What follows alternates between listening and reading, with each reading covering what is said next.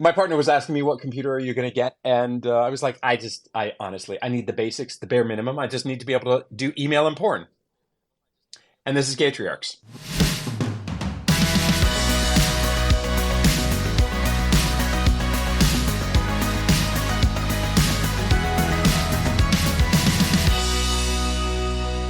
Okay, so you know those play places that are indoor, like there's slides and ball pits, and they host kids' birthday parties and And petri dishes of diseases. correct, and there's shit Mm-hmm. everywhere. Mm-hmm. So there's one by us, and we go there, once a month maybe. We it's fun. It's expensive, right? It costs like $50-$60 for all four of us to go every time. So, but it's a lot of fun. I realized something this weekend when we were there was I hate other people's kids. And I was like, and then it came to my mind because I was sitting in the ball pit with my son and my daughter, and they were having fun. They were throwing balls, and there's other kids kind of throwing balls or whatever. And this cute little girl, 3, 4, somewhere around there, kind of walked over to me, and she had like a ball, and she goes, "Look!" And she like threw the ball towards like the pit that all the kids were throwing in. And my first instinct, honestly, was like, "Why the fuck are you talking to me?" And I'm like, why do I have such a visceral reaction to other children talking to me? And I was just like, anytime a kid there did something I didn't like, they cut in front of someone, they pushed somebody down, they sneezed with their, mouth open or whatever it is. I was like, oh, these disgusting vermin. When my kids do it, I'm like, yeah, kids will be kids, right? And I was like, first of all, obviously I'm a hypocrite. I'm a hypocrite in life, but I was just thinking, is this a normal parent thing? Is this a normal parent thing for us to like love our kids and even love like our friends' kids or people who are like kids in our life? But when like a stranger's kid does something totally benign, we're just like, get away from me. Why are you talking to me? Or am I a horrible person? Or both? I mean, that is a foregone conclusion. I talk shit about my kids all the time. In particular, one of them, I won't say which, I throw under the bus an awful lot. I mean, okay, it's my daughter. She's wonderful. She's kind. She is smart. She's all the things that actually matter. But I will absolutely be like, oh my God, if you would just change your attitude. And I mean, I have a lot of shit talking to do about my kids, without a doubt. But when it comes down to it, I don't want to trade them in for anybody else's kids. Not your kids, David. No offense. I'm sure that your kids aren't as cool as mine, in my view, even though I talk shit about them constantly. Yeah, other kids are so fucking annoying. Do you know when our Dads of the Year mugs arrive? Or do you know when they're arriving? Because we just started this episode with like, other people's kids fucking suck. Fuck those kids. Let's be honest. Kids ruin everything and they're assholes. I did one time. I saw a dude with a t-shirt that it was one of those times that I stopped him and said, can I please take a picture of your shirt? Because it said, world's okayest dad. Yeah. Yeah.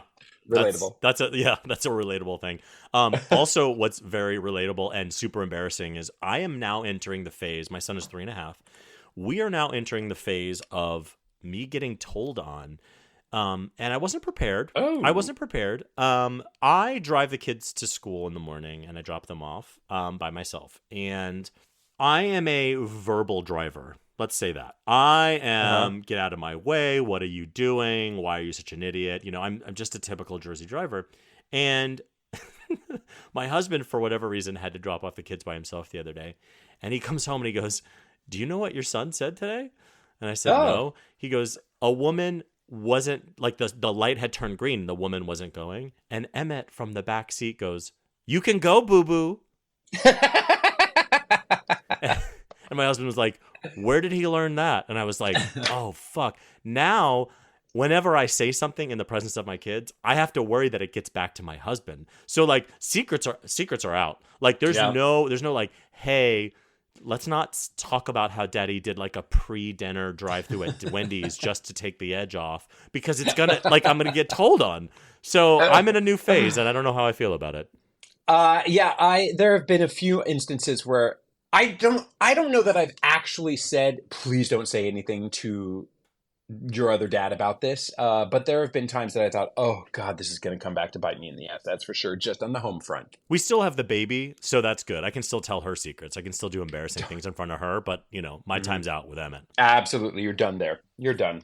So something that's driving me crazy recently is this morning I was having a perfectly lovely conversation as I was driving my kid to the bus, my older daughter who's 11.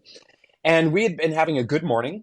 Everything was good. Like, I got her up in time. I fed the animals because I knew she was running a little behind. And she was like, oh, thanks for doing that for me, Daddy. When you say you fed the animals, do you mean you fed your children?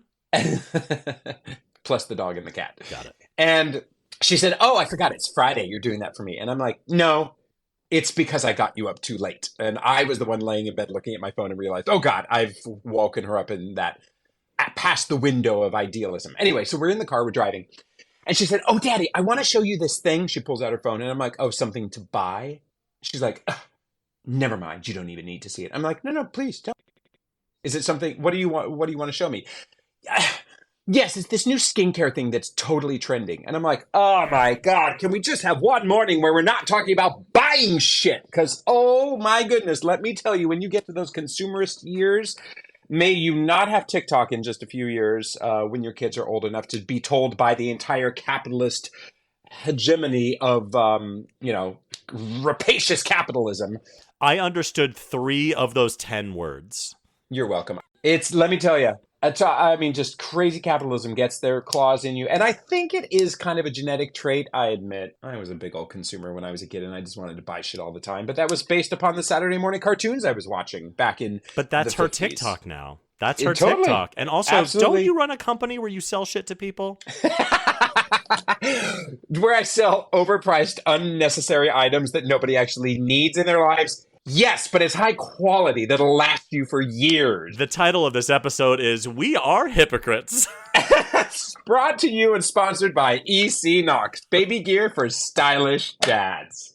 So going back to what my kid wanted to show me, as I shut her down and crushed her spirit on this morning, she wanted to show me more about her skincare routine. I'm going to be talking about this for a while. My kid, of course, is 11 and she has flawless skin. But do you realize that there is an entire market out there that is catering, or rather preying on 11-year-old children who think that they need to use skincare products?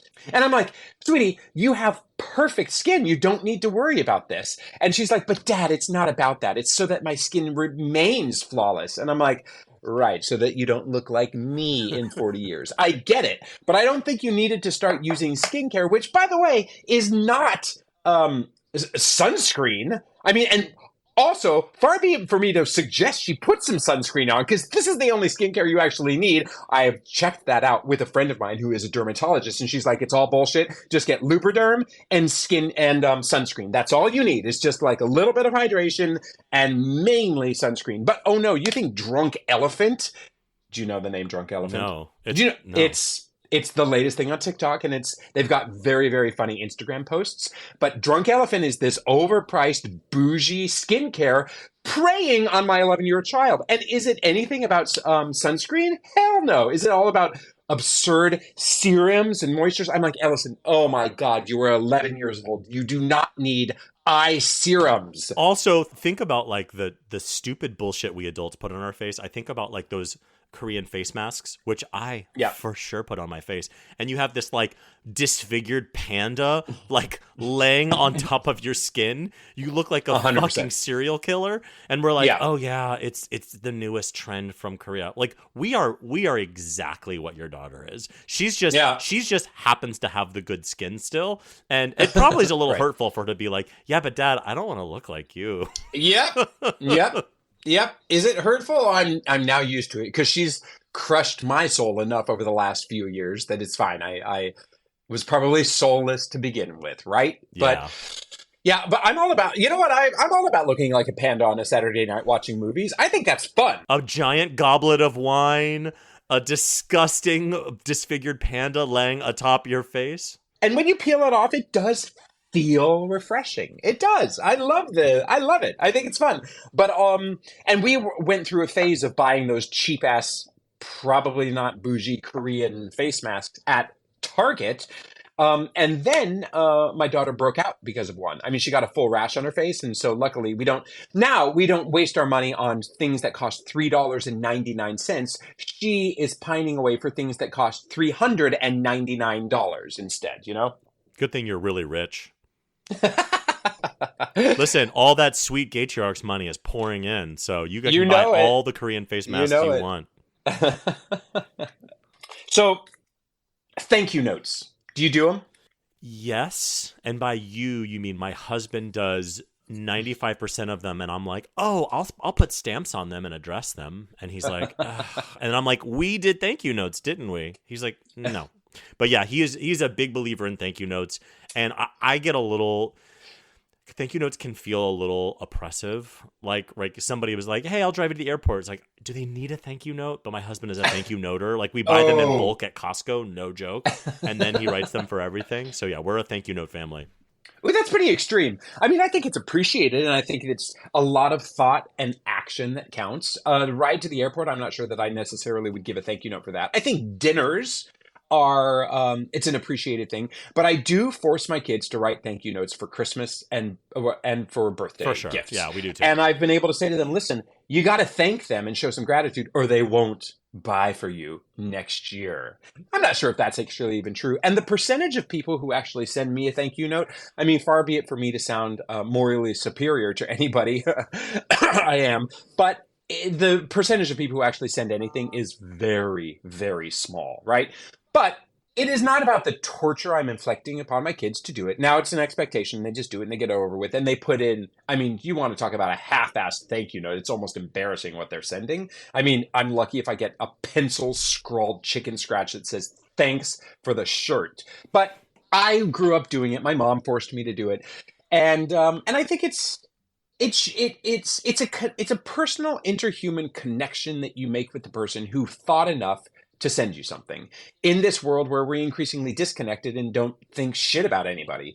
And but also, and this is probably part of a much larger topic that I could talk about for hours and plan to for the next 2 years of our first 2 seasons of Gatriarchs, and then I'll find something else for the next 10 seasons. But it's all about gratitude. I just feel like I just want my kids to appreciate what incredibly lucky lives they live in our tiny house with really low ceilings And no mom. and, and no mom. You know, Right. so I saw a TikTok trend, and it actually made because the idea of thank you notes, love it, love it, love a thank you note. Think it's sweet, it's romantic, it's old school. But doing them, writing like 20 for Christmas Hmm. is so exhausting. But I saw a TikTok trend which was really great, which was you kind of open like all the cards out on a table, and then you just give your kids crayons and markers and just let them go fucking bananas.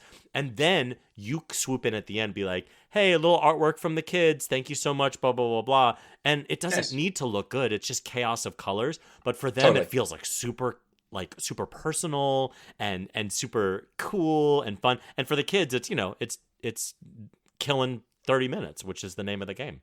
Absolutely.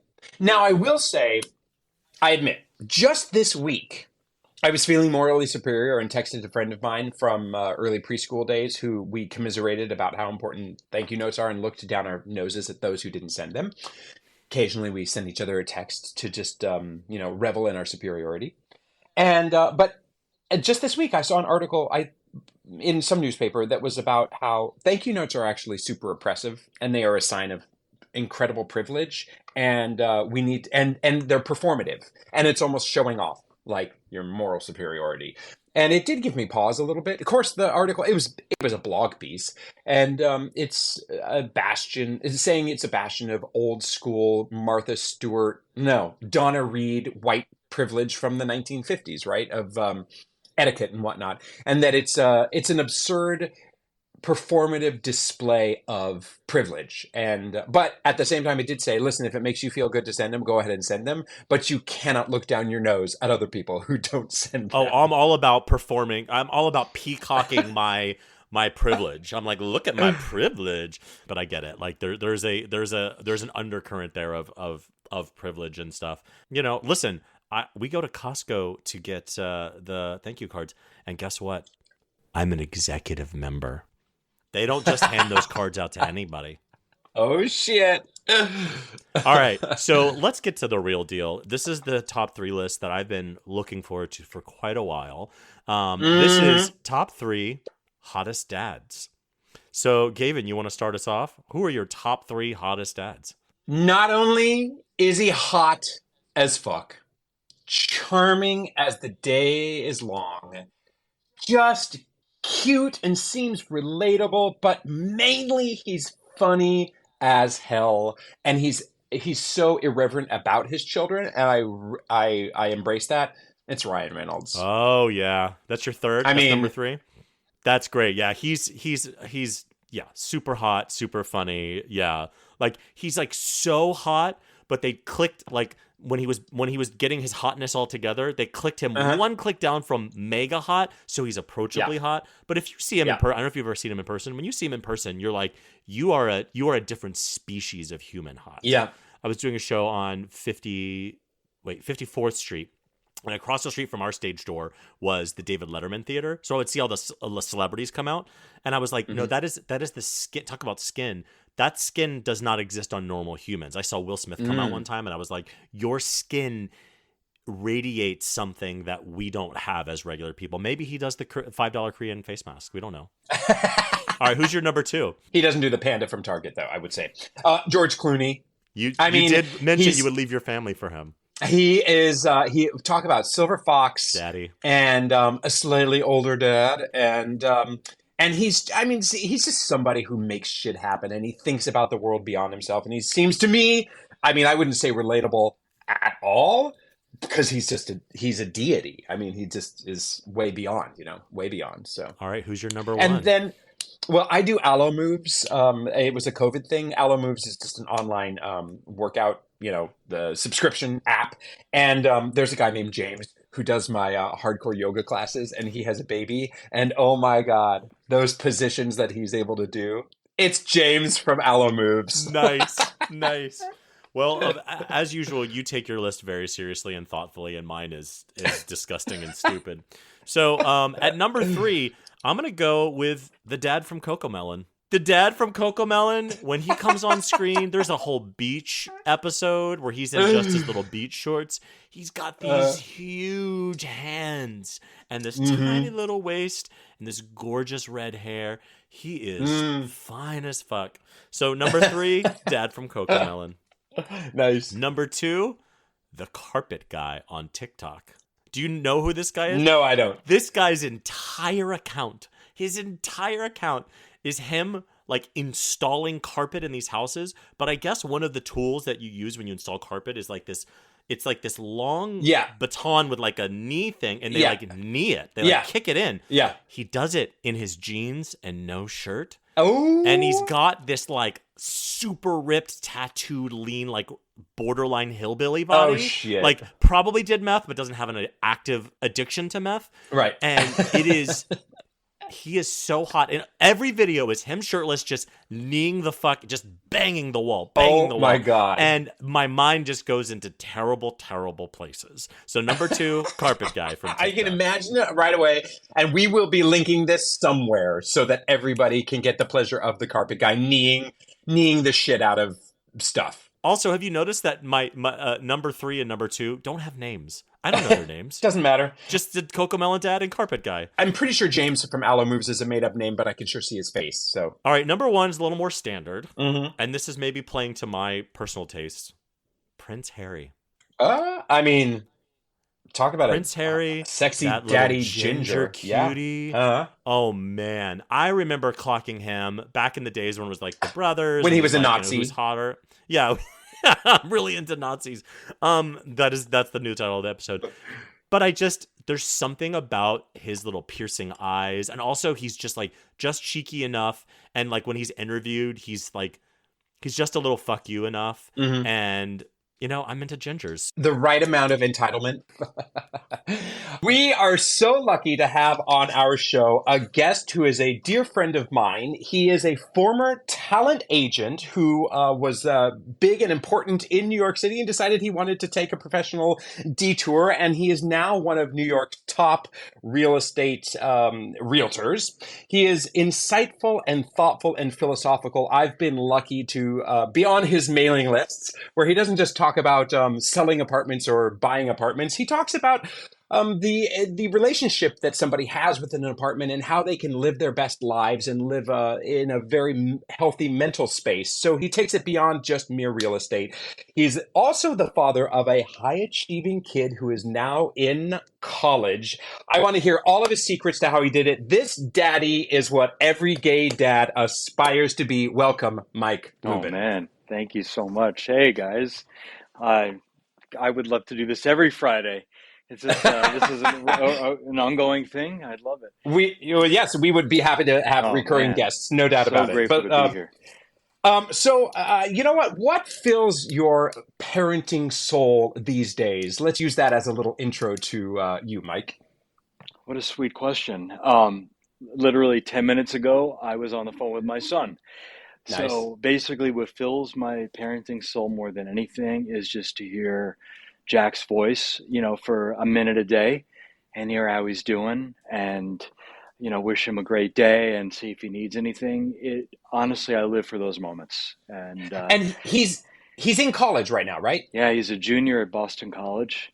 Mm. And, and this is sort of the first, quote unquote, like normal year, he's having because, Hmm. the first year he was there, didn't have a roommate and classes were on Zoom. And last year was kind of an adjustment year, and so I feel like he's having a real college experience this year in Boston, which is, I think, of course, as we say, such a great place to go to school. There's so many students there Totally. and he's doing great. So you're an empty nester now.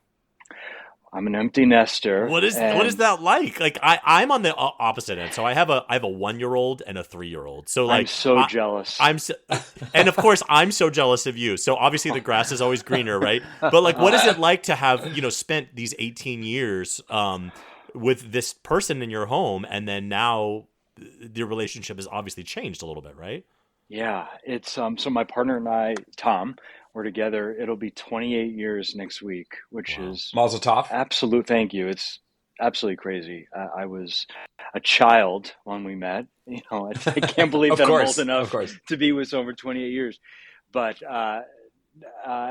it's lonely. There's a loneliness. Thank Hmm. God, Tom and I enjoy doing a lot of the same things, which is usually eating dinner in front of a TV on a tray and, reading the paper on a Sunday, and so thank God our tempos are very aligned, but Hmm. it's sad. It's still sad, 3 years Hmm. later, even though like, from age 12 or 13 on, they're mostly in their room with the door closed, just Hmm. being able to like, bring a meal on a tray or coerce him to watch an episode of Will and Grace with me, you know, I we miss it terribly. It was like our license plate is three boys. So Oh. we were three boys, just kind of living together. Jack has always called us Tom and Mike. So he would be, 3 or 4 years old and say, call Mike or Tom, from the other room to see if we could bring him something. So it's like our buddy is left the house. So we miss him. We miss him a lot. Especially when he went to college, did you have Yeah. to set some kind of ground rules of saying, I need some consistent contact with you and let me call you? Please answer the phone like once a day or. I hear from parents who sometimes talk about talking to their, when their kids go to school or move away, connecting every 1 or 2 weeks. When I went to school, I grew up in LA and I came here for NYU. I probably spoke to my mom every 2 or 3 weeks. I Mhm, basically, I need to hear his voice once a day, mhm, and I don't want to crowd him. And, he's a very independent guy and he always has been. I think that's often true for single kids, only kids. mhm, But Tom doesn't have that same need, but honestly, like that kind of daily contact and a text does work, so even if mhm, it's just a text, but I'm kind of the caretaking parent and Tom is probably more the buddy parent. So mhm. it's just how I'm wired, Yeah. and it doesn't happen every day. And I certainly don't want him to feel that kind of pressure. But I also think maybe the pandemic changed some of this as well, kind of, a sense that life is so unpredictable and fragile, and I kind of appreciate, even just 30 seconds to say hello, but I try not to pressure him too much with it. So we all have like our weird origin stories as gay parents, right? Is like, how'd you get your kids? I love when strangers are like, well, how'd you get them? Like, well, their parents weren't looking, and I grabbed them at a bus stop. What do you think? How else do we get kids? So how did you and your partner become parents? Yeah. So it started, the journey was 23 years ago, which was a very long time ago in it was surrogacy, So at that point, there was one surrogacy agency, Growing Generations, that catered to gay clientele. And we did not know another parent, who was going down that road, So it was very, very new. It feels like it was such a long time ago and also just a couple of years ago. So it's that kind of weird paradox of timing. Um, and we knew that we, well, to be corny, the night we met, we both said we want to be dads. And it was, one of the things that drew us to each other. I've always known I wanted to be a dad, and so has Tom. And finding someone who felt that as well was a huge, life affirming, loving thing to hear. Uh-huh. And I don't actually know how we heard of Growing Generations, but I have to think about that because I don't believe we had a friend who was a client, but we reached out to them, and I'm from California, as I've mentioned, and they were based there at the time, and we flew out and we basically said, we'll do anything it takes. We would love to work with you. And it was a blessing beyond words. So did you? So I think Gavin and I both also did gestational surrogacy, and Gavin, we all kind of did. Like you did it, what, 2000, right? Yeah. And Gavin did it, what, 2009 ish? No, 2011 and 2013. 2000, yeah, and we did it pretty recently. So, in like when everything goes perfectly, it is stressful, Yeah. and ridiculous and weird and expensive. Was it also that in 2000?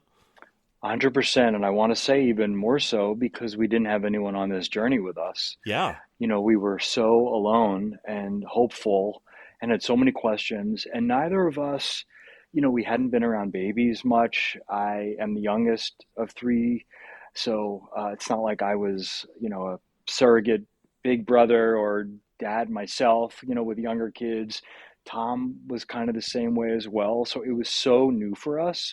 Neither one of us had ever changed the diaper. We didn't grow up this way, so I think we had so many layers of insecurity, not knowing other dads like ourselves. Trish, our Jack's birth mother our surrogate was in California. We were here, so we were really far away from them, and Did you have a separate egg donor, or was it a traditional surrogacy?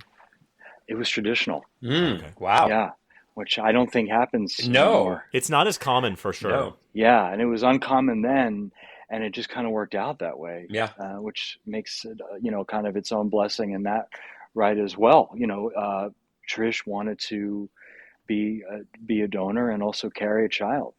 So that I think there's a degree of magic, to having a kid. There's a chemistry component, there's an emotional component, a love component. I think there's some kind of magic that happens, and there was a big dose of that in this and also relationship. Lots of fucking money.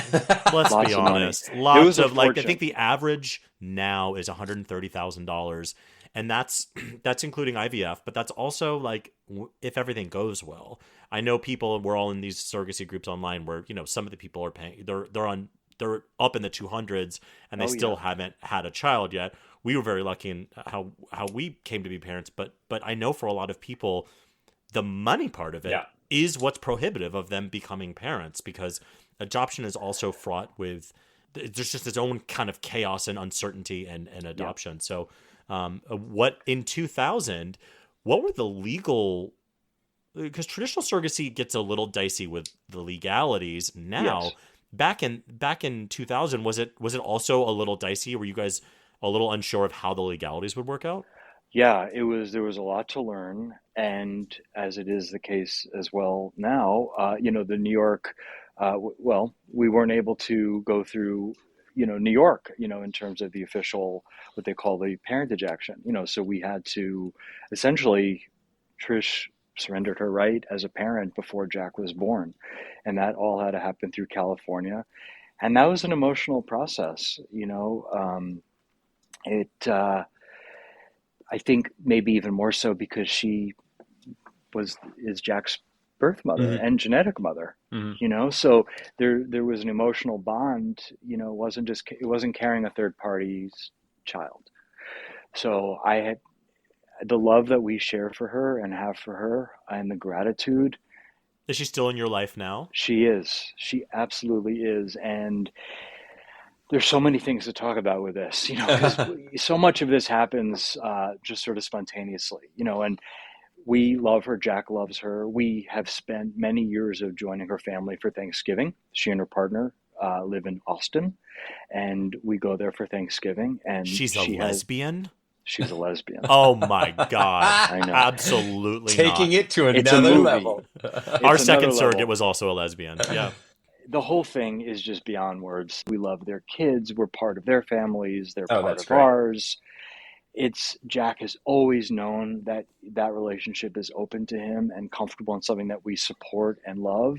She's always known that. We've never wanted either of them to feel like we want to judge or set boundaries on their relationship. Mhm. But so much of that just kind of evolves over time.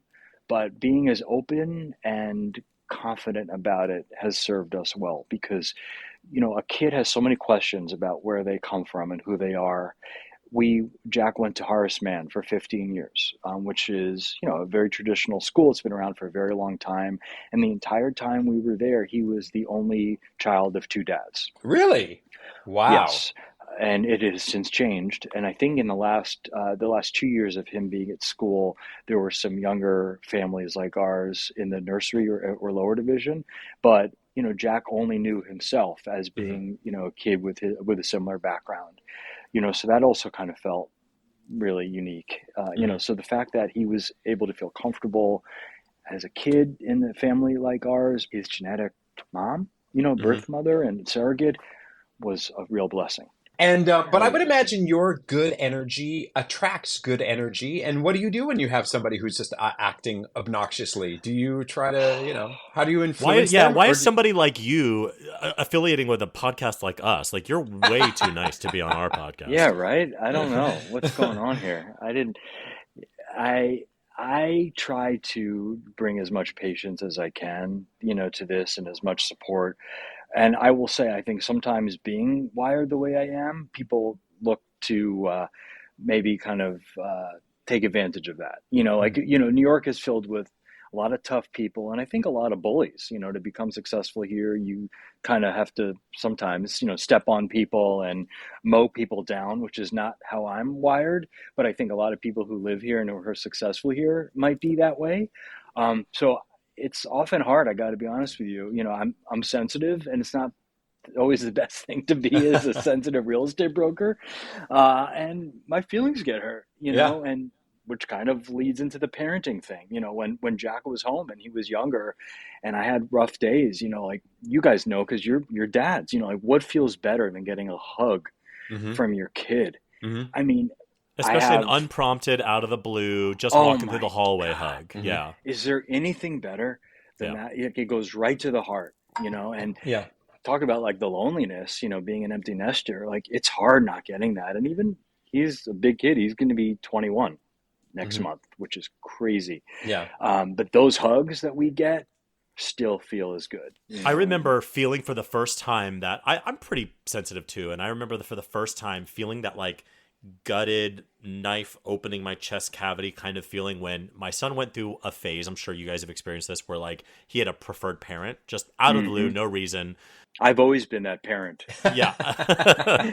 But like all of a sudden out of the blue, when he would trip and fall and cry, I wasn't allowed near him. Like, don't touch me, Oh. don't look at me, don't Oh hold yeah. me. And I was just like, I was reading every fucking article. I would Google every night, and every link was purple. Like I had read everything I possibly could. I was like, what am I doing wrong? I've tried all the things. Why does my kid hate me? I didn't do anything. I'm not a distant parent. I'm not the only parent. Like, but I just remember that feeling of like hearing him trip and cry and know I have to just sit here on the couch And how because much does it hurt? If they have a cut, you have the cut. Whatever they're feeling is it's so sensitive. It's so yeah. painful. Yeah, and now I'm the preferred parent, and I'm like, fuck you, husband. I'm the preferred Right. parent. See ya. Yeah, That's right. Well, the preferred parent is generally the one who has the ATM card, linked to their phone.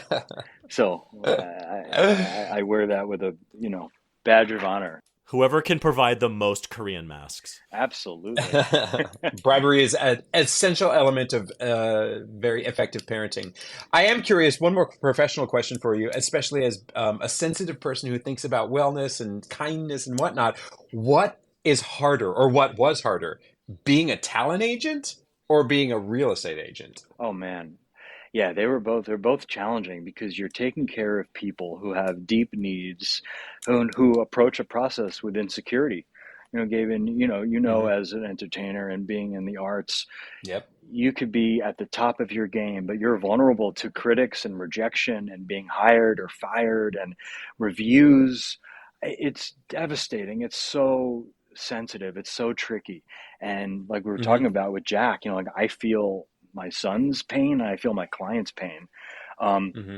so they were both super challenging. I would say, the thing that helps with real estate is that you have a transaction that you're working towards, and when something closes, there's a celebration and there's a sense of completion.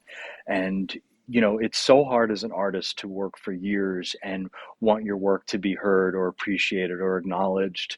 And the need for approval and recognition is so acute, and it would sometimes break my heart, when I would be part of that process with someone for a long time and not have them, find a home for a script that they've been working on, or a book, or a play. It's that was hard, because it sometimes the Hmm. transaction of real estate makes it easier because you're working towards a very specific goal. And like you're saying with real estate, like there's the goal, and then the goal is the end of your experience with them until the Yes, next one. Versus a yes, talent agent, where let's say you're like, oh, I want to be on Broadway, and they get their Broadway show. We all know that the goalpost just moves. Great. Now that that's I've done a right. Broadway show, I want to do two Broadway shows. Now I want to do a principal role. Now I want to do TV. Now I want to do film. The goal is always moving in talent. So Always Hmm. moving. that is probably even that's probably why we've all had a million agents and managers. That's probably a hard part, is like, you got the thing you wanted, now what's the next thing? Hmm. It's really tricky, and I think so much more even now.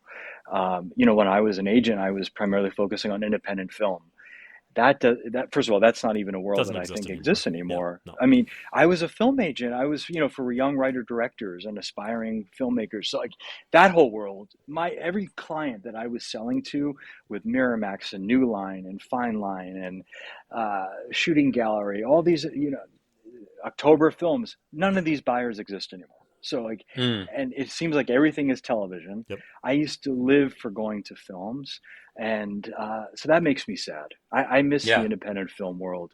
Everything seems to be so money driven now, and success is so dependent on a financial success, and if something becomes a series, or has 10 seasons to it. I miss independent film, where it was Hmm. about artistic voices, which of course is still out there, but not the same way. Something you've just said triggered something more for me that I recently read an article in The Atlantic about the secret to happiness and Mm, how there was a study done that this journalist was studying essentially celebrities and just plain famous people, mm. and how it's so incredibly difficult to maintain happiness because of the goalpost theory that we're just talking about here, where it's never enough. Oh, excuse me, it was celebrities and being wealthy, and that when you're focused on just being a celebrity or just being wealthy, those people are the least happy because it's just never enough. It's never enough, Yeah. and that so much of it is about being grounded and being grateful for what you have. Essentially, Yes. gratitude is so massive. Are those, assuming you agree, are any lessons in there that you were actually frankly able to bring from, well, just life, but also your talent world, that you were able to instill in Jack to let him know how to be happy? That is such a good question. You know what? I think what came to mind as soon as you said that was comparison. Comparison, and when you're an artist, if you compare yourself to someone else's success, it can be devastating. If you use Hmm. a Meryl Streep or a Susan Sarandon, or an icon, as Never heard someone of to them. compare yourself to. Never heard of them. And Hmm. it's We're and I much more would also. lowbrow Yeah. here. You're much more lowbrow. So if you think about like growing up in New York as a kid, and you could have a nice life, but there's always someone with a much more fabulous life who has, the house in the Hamptons or the Aspen, whatever, or they don't fly, commercial planes, or, there's so much wealth here, and there's so much to compare to, and so much success, which is so similar, I think, for artists, and also very similar in real estate. And with social media, we're all comparing ourselves to everyone else anyway, and everyone seems like they have Hmm. more going on and more success, and they look younger and they have better vacations. I think, from parenting, I would say that as well, which is to try to instill gratitude for simple things with your kid, because they're going to grow up feeling like nothing's ever good enough, and they don't have Yeah. enough, and their friends are happier, and people are more athletic and better students. It's hard being a kid now. We didn't know, we were comparing ourselves to someone maybe that we would read in a magazine, or, you know, we didn't have that instant feedback that everyone has now. So I love the word gratitude, and it's a practice that I employ in my life in so many different ways.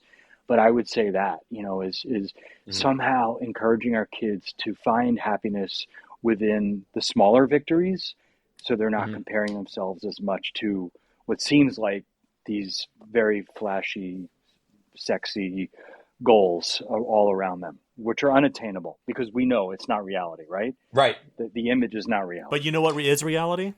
Tacos. Tacos. Particularly I sexy wanted. tacos. Yeah.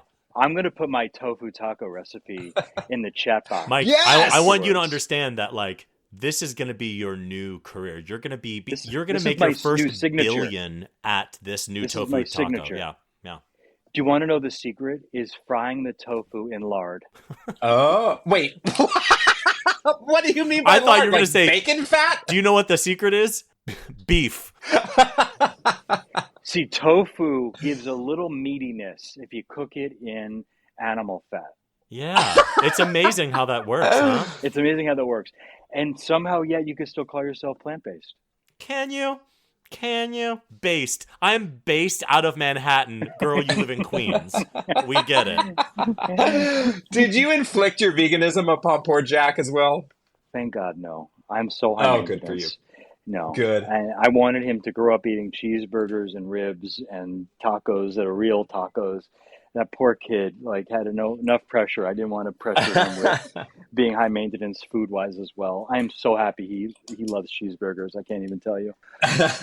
Well, so speaking of high maintenance and kids, full disclosure, we met essentially because you used to organize what I used to like calling you were the unofficial president of an unofficial gay dads group, Oh man. and that you for many years maintained a magnificent community of just gay dads. Anybody was invited. There wasn't Yeah. any exclusivity to it. I was introduced to you, I think, via email, and you were like, great, come along to the next event. And it was just Yeah. fantastic. And I couldn't believe how many guys were there. And I would imagine you founded it out of necessity for community, but Yeah. don't let me put those words into your mouth. Can you tell us about how it started Yeah. and what it meant to you? And honestly, I wish I still did it. I wish I kept it up. It started to become unwieldy, because more and more dads were joining, and it could have become a, full-time practice for me. It was, as you said, it was started out of necessity. We didn't have any other dads in our lives who had similar stories to ours, and we felt lonely, and we didn't know about being parents, and we didn't have a pediatrician, and we didn't know, how to apply to schools.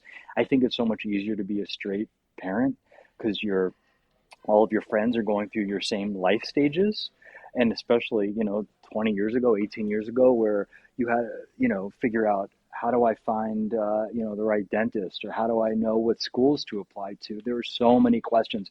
Camp, you could write a book on just being a parent and figuring out the camp situation, which growing up in LA was not even a question. But as you know, New York, day camp, overnight camp, that alone required 10 different opinions. So it was based out of necessity, and we wanted more dads in our lives. And it grew from one other dad, to when I somewhat quasi retired it. There were 90 dads on that email list. And it also kind of ended where the dads were all so busy, it became really, really difficult to figure out how to coordinate these events, because Yeah. all these dads are, were busy and had a lot going on. So it became hard and also, frankly, thank goodness, we didn't need it as much because so many Yeah. more dads knew other dads. so they Yeah. didn't feel alone. We felt really alone and confused and lost. And I think that is part of the social media. Like, we joke around about social media and TikTok and Instagram and how shitty and stupid and, whatever it is.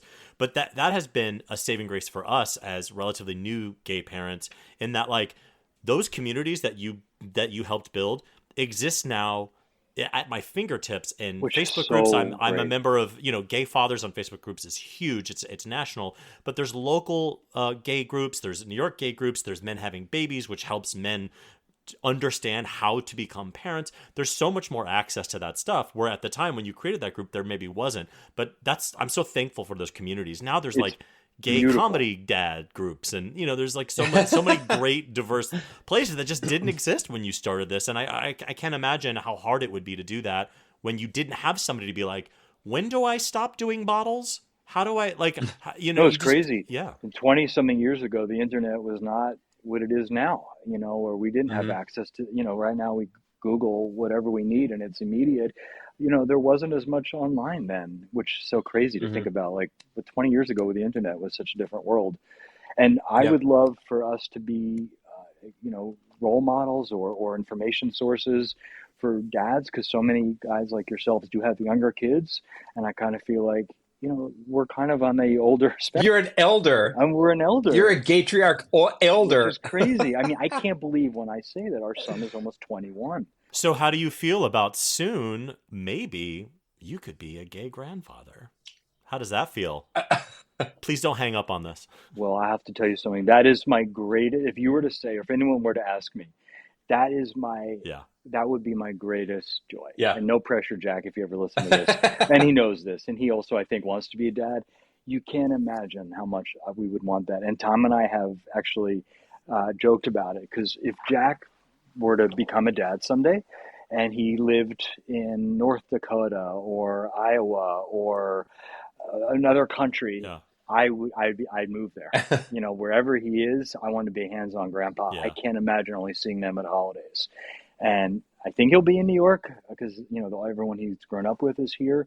But if he has kids and he's living elsewhere, I'm going to be right down that block, whether he likes it or not. My mom fell into that. She was a little unsure about being a grandparent. She was struggling with the whole, like, age thing. That means I'm old now. She is so drank the Kool-Aid. She is like, it's the best. I get to buy them gifts. I get to play with them. And then when they're being annoying, I'm like, bye, go to dad. It's like she has found the lane that I think I dream of, which is like, I get to do all the good parts. That's right. I don't have to do any of the bad parts. Have all the fun. That is my number one dream, I would say. What is the term going to be for gay grandpa? Gilfs? Gilfs. I want to be a Gilf. Yes. That's my goal. Yeah. That's my new. From Dilf to Gilf. I'm going to get yeah. I'm going to get a gold necklace, like a nameplate necklace. Yes. Gilf. I mean, granddaddies deserve to get their groove on as well. I'm telling you guys. There is. You heard it here first. Okay. Tofu tacos and Gilf gold-plated necklaces. Right? Grills. Just a couple more questions before we let you go. And thank you for spending so much time with us. Oh, man. I want to be... I hate to wrap it up. I love being with you guys. Well, you know what? I am curious. Do you have any horror stories from the dad's group? Was there ever a time you got everybody together and just all shit went crazy, or was there ever infighting or a splinter group that took off and they were going to be like, we're going to take down Mike Lubin's group with our own gay gang of dads? I would say it would be the 50% of the eye rolls, that would happen if the dad didn't like the cuisine offered at the, ice skate party or something. Gay dads are a tough crowd to impress, right? You kind of have a high bar of decoration and setting and menu options. And... I hear that, and it sounds so foreign to me, because literally for dinner last night, part of what I ate was a teething cracker I found on the ground. I'm not even joking. I put that in my mouth because I was so hungry and there was such chaos, and I was like, well, it's technically food. Was it delicious? No, it's fucking terrible. No. Oh, Uh, sounds. our I'm hungry. standards have lowered. Sounds like a yummy little cookie to me. I would say it was that. Like, I kind of felt that was also a little bit why I retired it. Is that I kind of felt like it was a little bit hard to keep the guys entertained and engaged when there's such a high level of expectation when you live a really fabulous life and have three houses Yeah. and a home chef. Mhm. So Yeah. I would say it was that. Like, I think there's a humbleness that should accompany being a parent in my mind, which is appreciating basic, simple things. It doesn't have to be fancy. But that's what's hard is that like and even now, but especially in 2000, like to be able to be a gay dad at that time had to come with some sort of privilege, and usually that was financial, right? So like Yeah. that's why like I see a lot in the gay dads groups, a lot of people have like night nannies right away and stuff like that, and I think it looks strange to a lot of people, but what they don't realize is that like they had to have all of this money to even get to the point of having a Yes. kid. So like it seems like a not a biased group, but Privilege. so I understand what you mean. It Is is. that all of a sudden the guys that you get together seem like they're all of this like certain class. Well, it's because the people who wanted to have kids and wanted to be a gay dad but didn't have the money just were excluded, right? That's right. Mhm. Which is a sad reality, which I think is hopefully it's a bit more of a democratic process now. I think there's financing. I believe that, you could have financing for this process, which is incredible. It needs to be democratized. And I also think because there's more competition, I hope that pricing becomes more accessible for people, because Mhm. this has been the greatest joy of my life. And Tom would say the exact same thing as well. Nothing else Mhm. matters. And you guys know, like, what Yep. matters other than like your kids' happiness and their well-being and Mhm. whatever that is. No vacation, no pair of shoes, nothing you could ever buy or do is remotely on par with what we feel as being a dad. I mean, Yep. it does, nothing else matters. One thing I will say, and I know we're wrapping up, but one of the great joys we had, that I hope you guys are doing or will do, was traveling with Jack. And it doesn't even have to be anywhere fancy or exotic. Oh, that's of course fun too, but like bringing your kid to a different city and seeing the world through their eyes, where there's a different language, a different culture, was really kind of this amazing magical experience. And having him grow Mhm. up once a year, we would try to take him to some place, whether it was another state, another city, or another country, and that was, and frankly, that had its challenges too. Not every place is welcoming to, or confused by two dads showing up with a kid. That was confusing to a lot of people in a lot of different cities. Um, but that was one of our great joys, was taking him on the road and having these experiences with him. Finally, to wrap up here, I have a really, really burning question. Hope it doesn't offend, embarrass, or throw you too off track. Who is your hair inspiration? Because, oh my God, Mike Lubin, you have just the best hair. I love you so much. Thank you so much. All right. So this is kind of me being who I am. Like, I Oh, kind good. of There's feel an like this is answer me to being this. authentic. Yeah. Like, I grew up into like independent music, and I grew up in LA in the 80s. It was all about, a little counterculture and a little new wave. And I kind of feel as I've gotten older, I want to be as authentic to me as I can be. And, I have lots of tattoos all over myself, though none are visible. If I'm wearing a long sleeve shirt, Tom says you better not get one on your neck, which is never going to happen. But I kind of feel like I grew my hair out into the hairstyle that reminds me a little bit of being younger. And I'm very grateful to, be able to have a little fun with the way I dress and the music I still listen to and the concerts I go to. So this is just kind of Mike being a little bit of a kid. I always want to feel like I'm still a kid. I never Yeah. want to grow out of that. And that's a way I want to live. As I started out saying, you are the daddy that we all Oh aspire to man. be. And I can't wait till you're the gilf with the tats and the badass hair, even if it all goes silver, which, by the way, you would look fantastic with that I mane being all silver. A Mike, I love you. tatted gilf. yes, thank you for joining us. Thank you And so Oh much for man. being here and yes, demeaning thank you. yourself by being on our podcast. Taco Tuesday. I'm going to put the See you there. recipe on the in the fan on the Please fan do. page. And remember, lard. That's the key ingredient.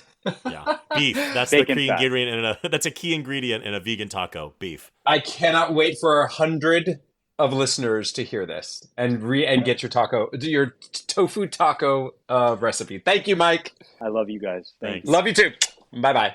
So this week, something great, Gavin. What is something great that happened to you this week? There's awful lot of Hallmark card sentiments out there about the simple moments and how to communicate with kids, and it's the this, that, and the other, and the best ways of getting your kids to talk. Well, I have discovered something that I'm sure a million people gave me the advice about, and sometimes you just have to discover stuff yourself, which is when I'm able to kick a soccer ball with my kid, she totally opens up to me. The rest of the time, I can ask her a million questions, and she just gives me guttural, monosyllabic answers. When we are doing an activity together side by side, she won't shut up to the degree that I'm like, can you just focus on the soccer ball, please? But it's fantastic. And it's something great when she just opens up and chatters and chatters. And what about you? My something great is not as romantic as yours, of course. Mine is something, it's a toy. So listen, your house, if you're not a parent yet or you're a parent of a baby, get ready, kids. I know you think you're going to be the cool dads with no toys. Your house will be full of plastic garbage in no time. So one of the pieces of plastic garbage that I find really great and really fun is something called magic tracks. And I hadn't even heard of them. Yes. I hadn't heard of them until somebody gave them to us. It is these plastic, like little little tracks, and they all are connected, and they all can kind of bend and move in whatever way you want. And then you put these cars that are battery powered, and the wheels just turn, and they kind of follow the track that you've created. So it's kind of like those like wooden train sets, except that these are like plastic, and they can go in any direction. You can constantly change their shape, and the cars always follow the track.